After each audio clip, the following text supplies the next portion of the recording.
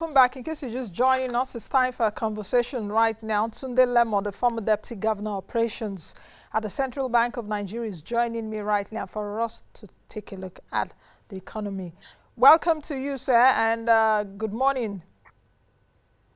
Thank you very much for inviting me. Thank you very much. Good morning, sir, and welcome to the program.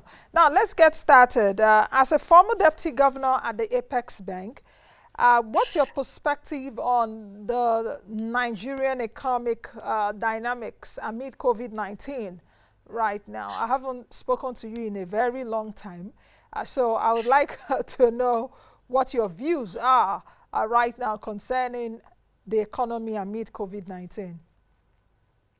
Well, thank you very much. It's a pity that we are where we are, a very big challenge indeed. The global pandemic has affected the entire global economy, and of course, Nigeria inclusive. Unfortunately, this pandemic has caught us in a dire strait, in the sense that we do not have reserve buffers that will have assisted us in dealing with the COVID as much as we did in 2008, 2009. Recall, during that period when we had a global pandemic, we had very, very robust reserve buffer, about $62 billion in foreign reserve, and then we were able to cope. But today, our reserve level is very, very low. Together with the challenges that we have, of course, our own local challenges, the issue of security problem and challenges in the Northwest, Northeast, and North Central. And all of this has exacerbated a problem. Nevertheless, I think hope is not completely lost because, of course, I believe we still have what it takes to be able to cope, albeit at a very, very difficult pace.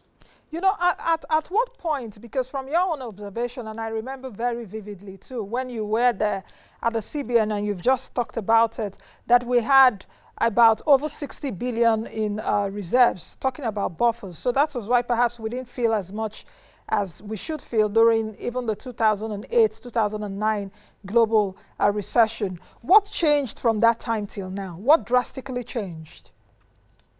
Of course, just the way we organize ourselves. Remember at that time, there was a deliberate policy to save for the rainy day. Not only to ensure that all the foreign exchange earnings we had on petrodollar was saved, so that we do not even have what we call Dutch disease affecting our economy. It was also very good because then it became very prudent for us to be able to save for the rainy day.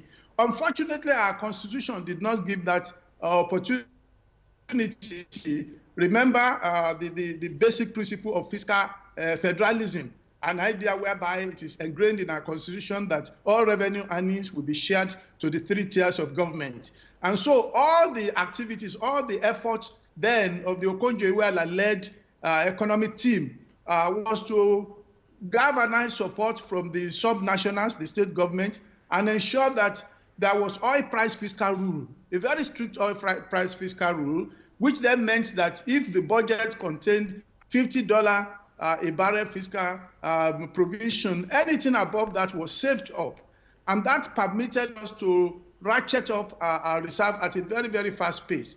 But later, the governors became very restive, and they said, well, you are saving for the rainy day, beginning to rain. They didn't know that what we had then was not rainfall, but just a little bit of a drizzle. Now, they forced the hand of government through constitutional means. I remember one of the present ministers then was a governor and threatened to go to court if everything was not shared and if money was not released immediately. And so because of that, the state government had much more than they can deal with. And everybody then began to ratchet up public spending just to ensure that the entire money they had was spent. And then, of course, the effect now is that we need that reserve buffer very seriously. Unfortunately, we don't have it. With what you're saying, a bit of your analysis, what's coming to my mind is that you need to be careful for the actions you also take today, because they may come back to haunt you. And I remember very, very vividly what you're talking about in terms of the campaign was there. It was even part of of course, I've been doing this for a very long time now. I was part of those saying that time that we need to save. A lot of people were saying, Nancy, why should we save? We need to invest for now. We don't have things. What are you saving for? And some of those governors then are ministers now. And they're coming to also say, you know, to say, oh, the country doesn't have money. Where does it leave us? With all of this, do you think that we are a country that is really thinking seriously of economic growth, not just economic growth, but development? Well, I think for me, we shouldn't cry over spilled milk. What we should begin to do now is to think through what we have to do going forward. Yes, we are belly up. The reserve level is low. You can see the effect now even on the foreign exchange. The challenges are there. But I think what we need to do differently today is actually to begin to see how we enhance the macroeconomic management to ensure that we boost investor confidence in Nigeria. And I'll give you an example. 2-3 years ago, the FDI flow into Nigeria was pretty high, even though the bulk of it was hot money, portfolio investment, but at least it was handy. We also had diaspora funds of average of about $25 billion. Nigerians all over the world, about 18-19 million of them are living all over the world, with about 53% in North America and Europe, and all of them bringing in about $25 billion. So between the portfolio fund and then the home remittance, we had fairly stable foreign exchange and then the reserve level. But today, the investor confidence is no longer there. So we need to boost investor confidence so that we can have that stability in the foreign exchange, and then we can continue to have that flow. Because that flow is gone. Even pre-COVID, about 48% of portfolio fund dried up in the first quarter of 2020, all because, of course, the foreign investors are rational economic agents. They're not satisfied with the way we manage the economy, and so they began to pull back. Two, we must also be able to safeguard and mobilize additional revenue. Today, everybody thinks that government revenue is robust. It's not robust enough at all. We've forgotten that at independence, we were just 48 million people. Today, we are 206 million. And government actually needs to ratchet up their revenue so that they will be able to do a lot more. Most of this, of course, we shouldn't depend on tax at all. We don't have the headroom for additional borrowing. As we speak today, our borrowing level is dangerously high. We have total debt of about 85 billion US dollars. If you decompose that, the foreign component is about $31.5 billion, and then the local debt is also very huge. In fact, we are almost back to pre-debt relief era. Recall that in 2004-2005, when the then government of Obasanjo negotiated debt relief, our foreign debt was $32 billion. Today, it's nearing that threshold. Not to talk about the domestic debt that is very high. So we must not continue to depend on borrowing. Unfortunately, 2021 budget is based also on debt, deficit budgeting of about 4 trillion naira. I believe what we need to do is to widen the tax base, ensure compliance, and get government to get additional revenue, and then prune down public spending. There must be fiscal restraint. The money we spend on government or governance at all the three levels is too huge. It's too humongous. And each time we talk about this, they say that is what the Constitution provides. Constitution is made for man and not man for Constitution. We need to go back to that Constitution, tinker with it, and get smaller government, smaller federal government, smaller state government, smaller local government. I keep saying it. In the First Republic, Nancy, the entire Southwest was governed by only one premier, and that accounts for about 8 states today. That premier with little resources was able to do so much. Today, when you sum up the expenditure, aggregate expenditure of about 8 states that made up the western region of that time, too much money on government and governance. We should shrink and then be able to free up resources for development of infrastructure. A lot more they need to do also to ensure that economic activity is supported. We must be able to deliberately fix our infrastructure. Today, we are we're not a major destination for meaningful manufacturing process. Some 40 years ago, we had textile companies of about 126 in Nigeria. Many of them Indians and Chinese textile companies. All of them now have closed down, and they've gone back. Why? Because then the infrastructure, the quality of infrastructure in Nigeria was superior to China and India. But today, the reverse is the case. And so for you to truck raw material from Lagos to Kano will take you about 10 days, when in those days it was just 1 or 2 days. So there's so much we need to do to ensure that we recalibrate the economy for meaningful development. Hello YouTubers, welcome to Moneyline with Nancy TV YouTube channel. This is where we provide you with instructive business directions, processes, and guidance to help you assess the right resources to fund your businesses to withstand every form of internal and external shock. You will find here awesome informative videos on business, entrepreneurship, and lifestyle just to help you make informed business and financial decisions. Punch the subscribe button and let us drive you through the world of business. Please follow all our social media platforms on Facebook, on Twitter, on Instagram, on LinkedIn, and follow us for latest updates on our website. You know, you said a lot of things, and let me take you up on a few of those things. You've actually, what you said in the last few seconds, it's proffering solutions. So let's interrogate those solutions a bit. You talked about widening the tax base to increase revenue for the government. In fact, you said, and I wrote it down, that our borrowing level is dangerously high. What do you mean when you say our borrowing level is dangerously high? I will come back to the tax issue, because government will be quick to tell you that debt to GDP level is not high. It's not even up to 40%. It's not up to our peers. Countries like America, Japan, Korea, and all of that, they have debt to GDP ratios of over 100 and 150%. Our debt to GDP ratio is not that high. The question is debt to revenue and debt servicing to revenue. You know, but why did you say that our borrowing level is dangerously high?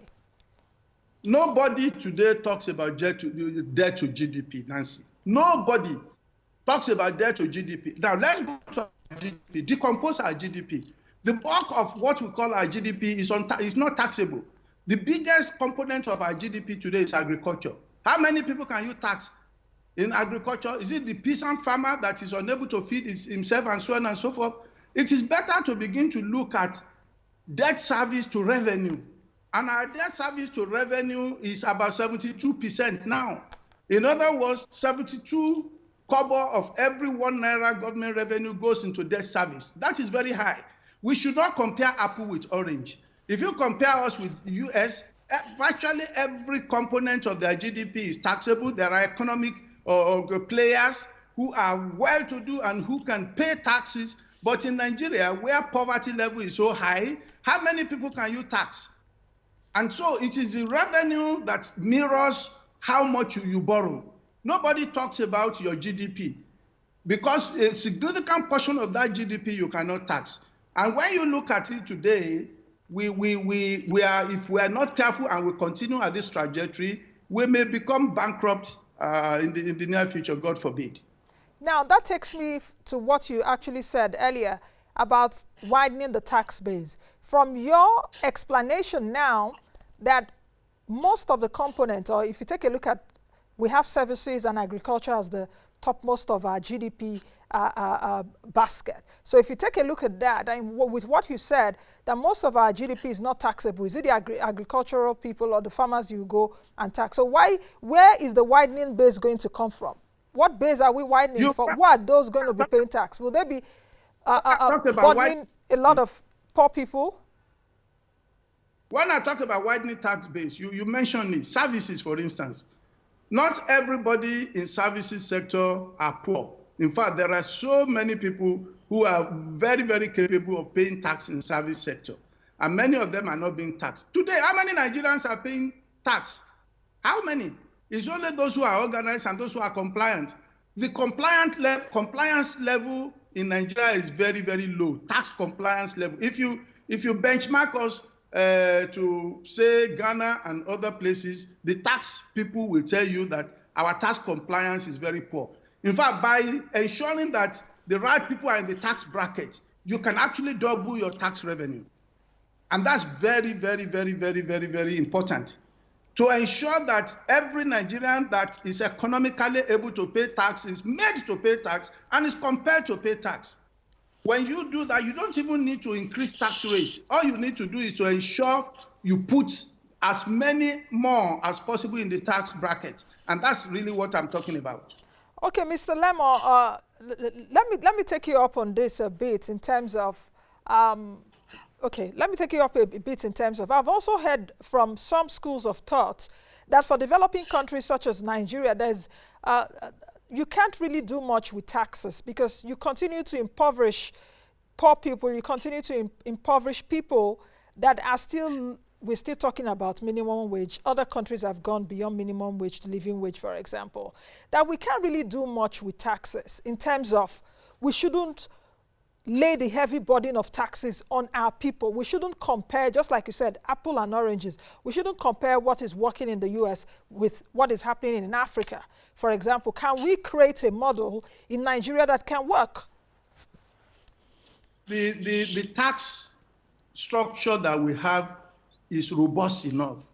It's just to make sure that we increase compliance. And that's basically what I'm talking about. When you see, I will go to the middle class, an average middle class in Nigeria, start with the legislators and then the business people, those guys that you see who regularly fly business class up and down and so on and so forth, interrogate them, get the amount of tax that they pay. And you relative to their income is very minuscule.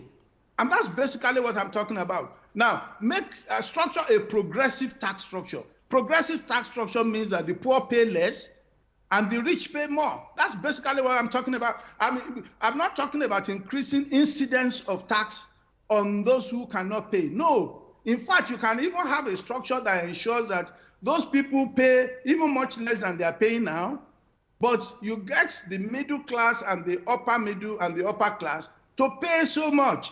I just imagine someone like me, I import Lexus, and then I bring it into this country. That must be a simple question. How much tax have I paid in the last 3 years?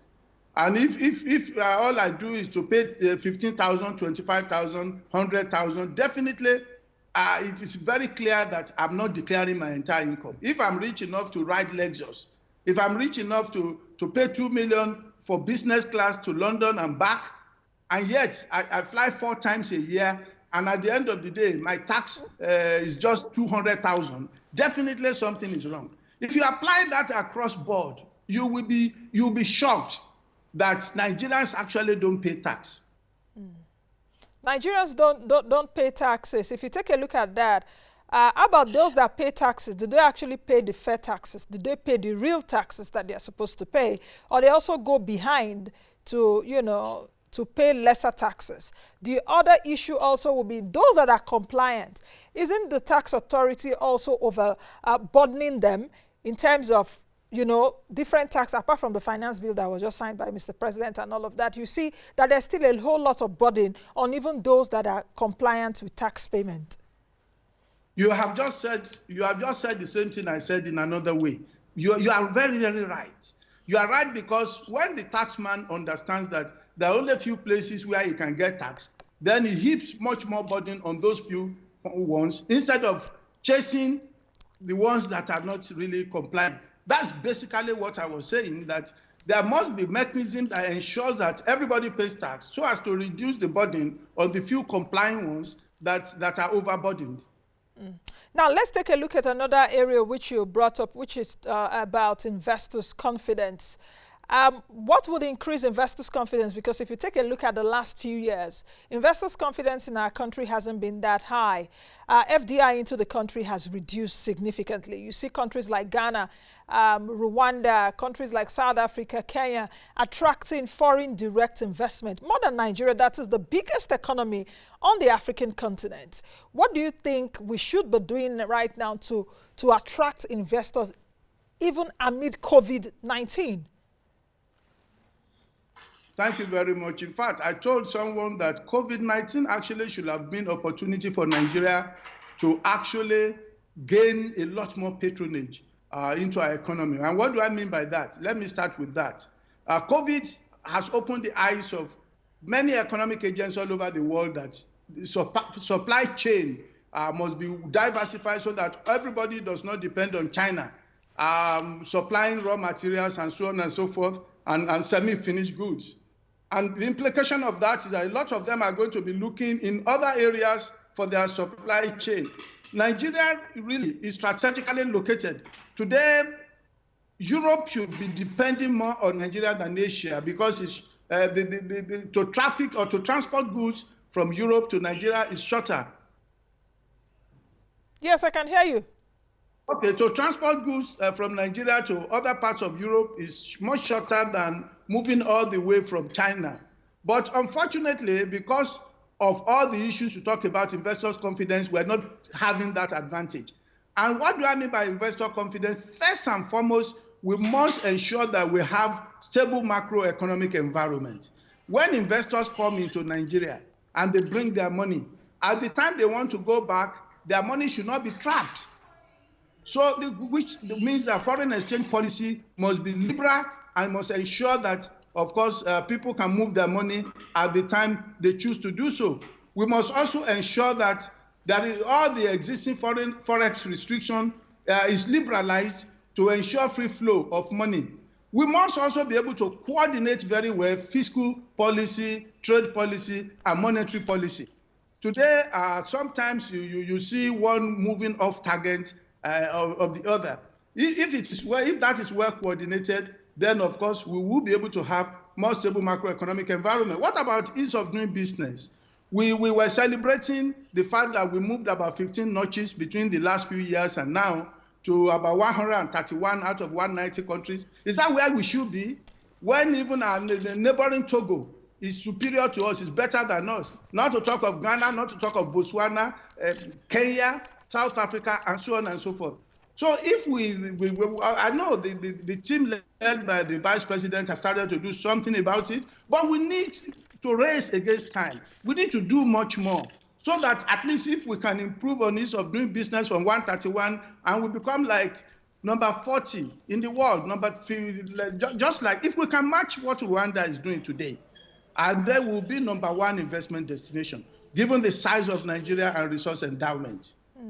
You've raised very salient issues in what you've just said now, talking about a stable macroeconomic environment, talking about the liberalization of the foreign exchange markets, the ease of doing business, the coordination of trade policy, fiscal policy, as well as monetary policy that we've seen. In fact, the central bank, the MPC, which you belonged to some years ago, have always called for coordination of fiscal and monetary policy. But let me start from the stability of the macroeconomic environment, which you mentioned. What do you mean by that the macroeconomic environment should be stable?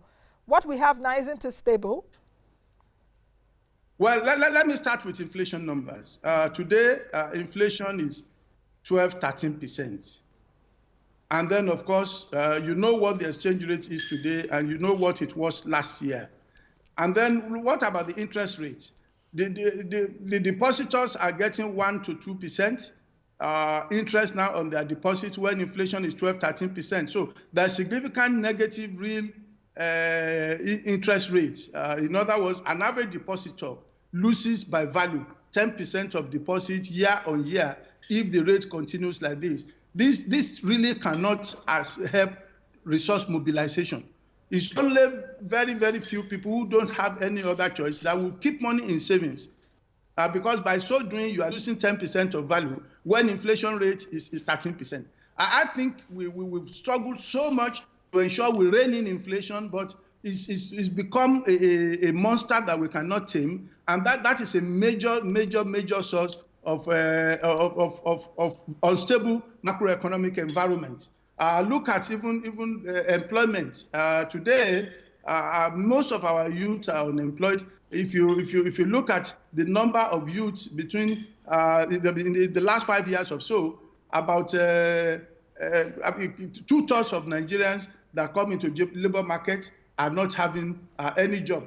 So when you look at those numbers, you find out that unless and until we have stable exchange rate, and then we have low inflation, and so on and so forth, and then of course we have employment levels that are manageable, and then we remain productive. The infrastructure is not there to support productivity that makes us competitive. We are not a competitive nation at all. Like I gave example of the transport cost from Apapa Port to Kano that takes like 10 days. If you then compare a factory in Ghana and a factory in Nigeria, a factory in Ghana will do much better. Today, because of bad road and so many other things, apart from other financial numbers I've talked about, until we begin to fix those things, we will not get back investors' confidence. Mark you, I have not even talked about security of life and property. The fact that today the issue of security in Nigeria is becoming a very, very huge headwind.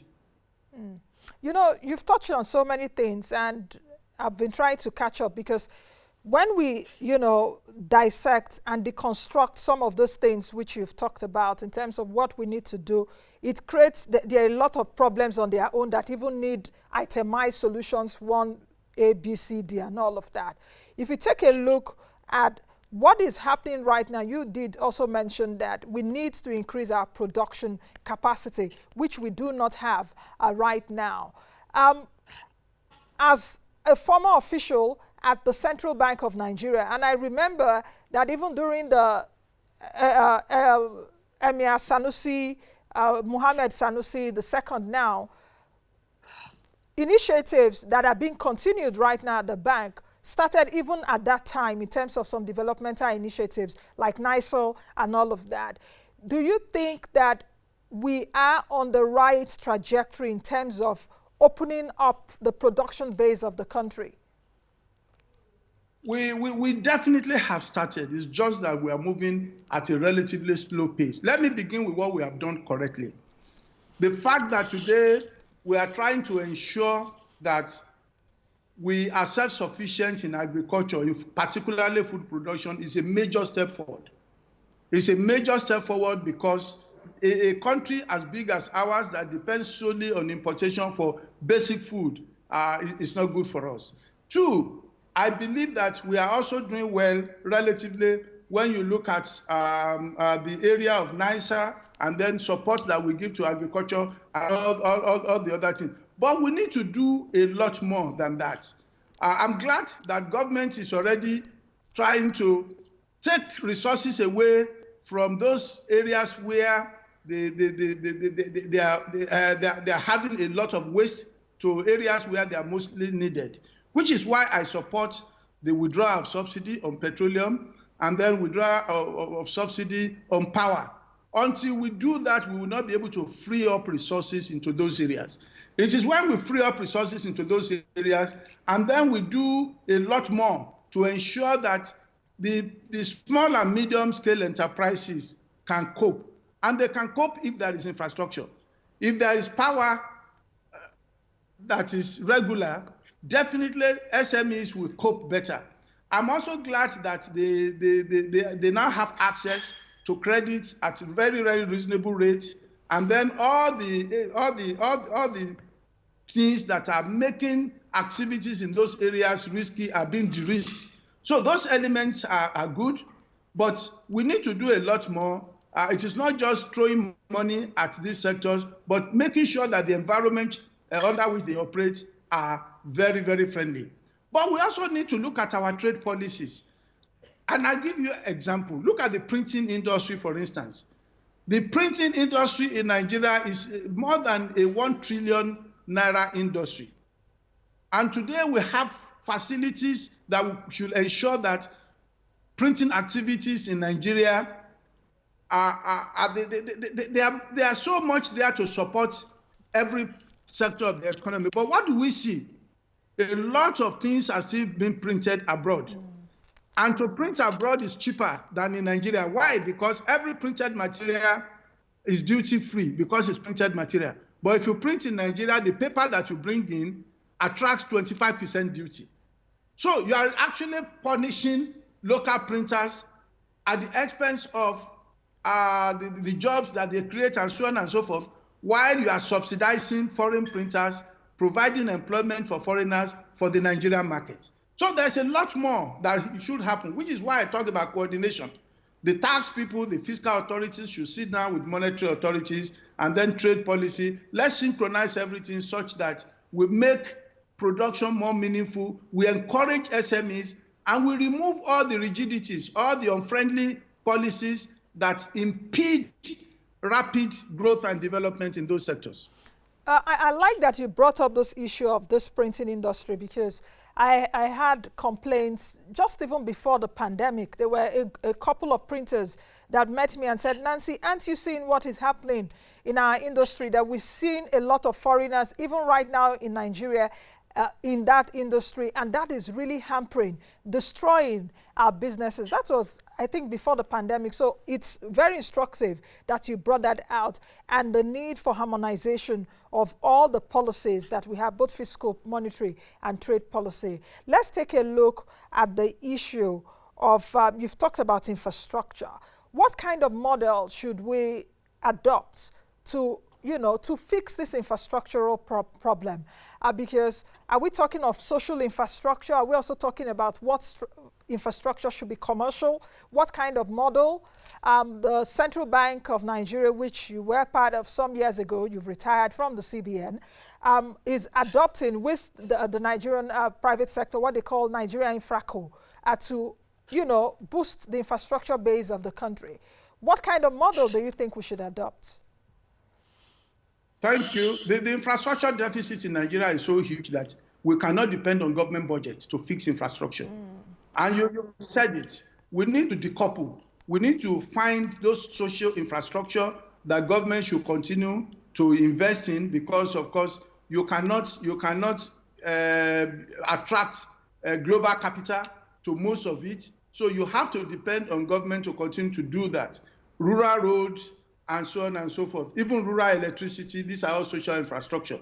But when you decouple, there's so much area for commercial activity. You can attract global capital, for instance, into expressways and roads. Today, we don't have Fourth Mainland Bridge. I believe even Lagos should actually have about 5-6 bridges now connecting it to the mainland. And all of this can be financed through PPP, public-private sector partnership, by attracting global capital, because if you structure it well, you will always make your money back. Look at Lagos-Ibadan Expressway. Government has been depending on budget to finance it, which is why in the last 4 or 5 years they've been on it, and then it's been very slow because, of course, JB will demobilize unless government releases money. But, of course, if you had used global capital to look at this using PPP, it would have been commercialized, and Lagos-Ibadan can finance itself, definitely. So it's important we ratchet up infrastructure development by looking at global capital, by ensuring that we have institutions like Africa Finance Corporation, Infraco, ADB. They are there, they are ready to partner with Nigeria and ensure we open up so many opportunities. Look at our inland waterways and all of this. What about railway? Railway, well, government is trying, but I believe we should have leapfrogged. Why should we be doing locomotive in 2020? Even China, that is giving us locomotive, is no longer using locomotive.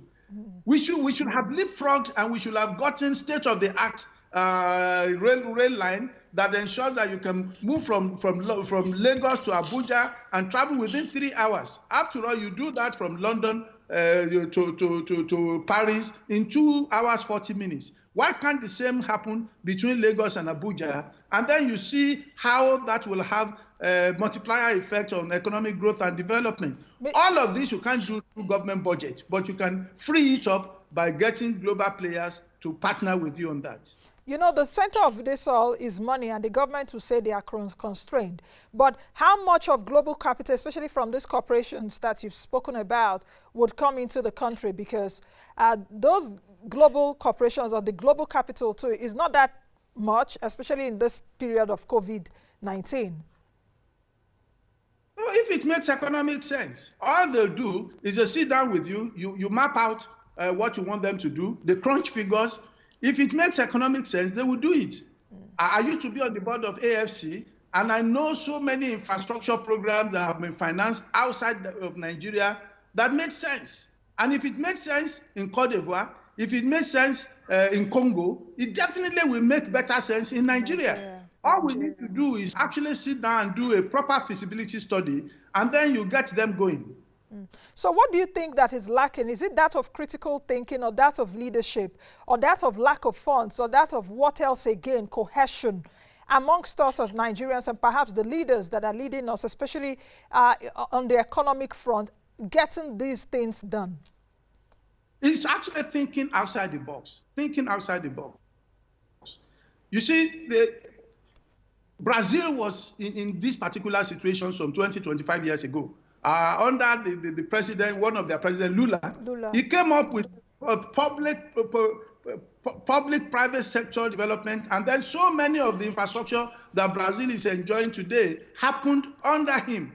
And you see, a lot more can happen in Nigeria if we sit down and think outside the box. It takes commitment, not much of money, because at the end of the day, we are not expecting government budget. We don't even have that luxury, that much money now. But if we sit down and we provide an enabling environment, government has a role because the necessary authorization, the necessary approvals that they need, and so on and so forth, will come from government.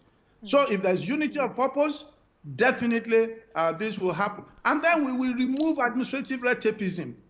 You know, all the bureaucratic bottleneck that you have when you sit down with government officials to get things done. People fly into Kigali, they get things done within a week. But in Nigeria, they come 1 year, 2 years, and they are here to finish it out. Okay, the other aspect which you also talked about earlier was creating like a smaller government.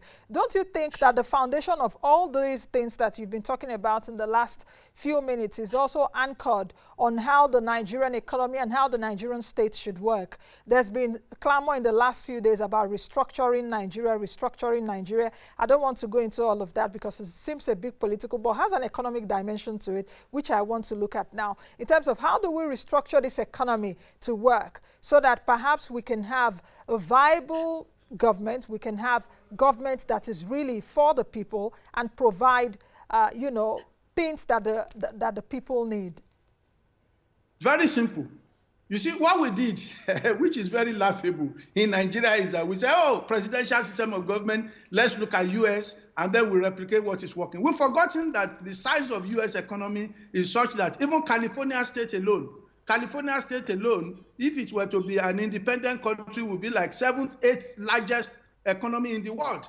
And yet, it's governed by only one governor.